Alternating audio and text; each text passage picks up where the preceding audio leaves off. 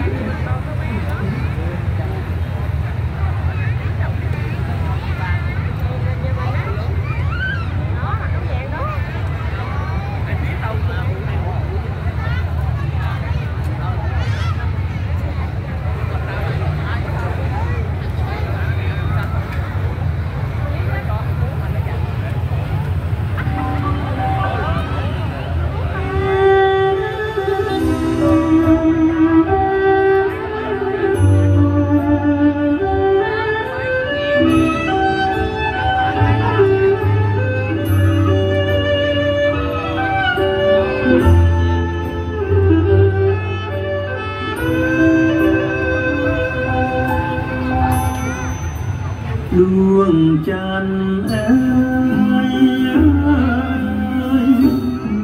hát như to trong vòng tràn phố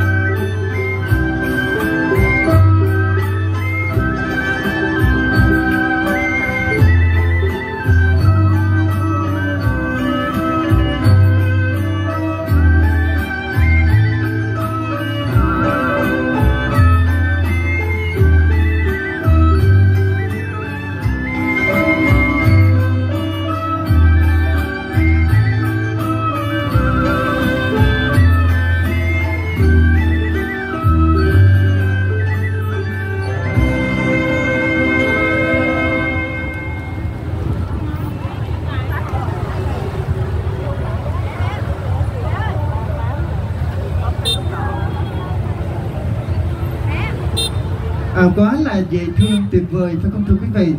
Và tới đêm nay thì chương trình của chúng tôi cũng nhiều tiết mục dễ thương lắm quý vị, để gửi đến cho tất cả quý vị trong buổi tối ngày hôm nay cùng gia đình của chúng ta thư giãn. Vâng thưa quý vị, và đề tiếp theo tôi sẽ giới thiệu đến quý vị một điệu múa cũng rất tuyệt vời. Điệu múa được mang tên múa gấu dừa do tốp múa thiếu nhi của chúng tôi trình bày ngay sau đây. Xin mời tất cả quý vị chúng ta cùng thưởng thức.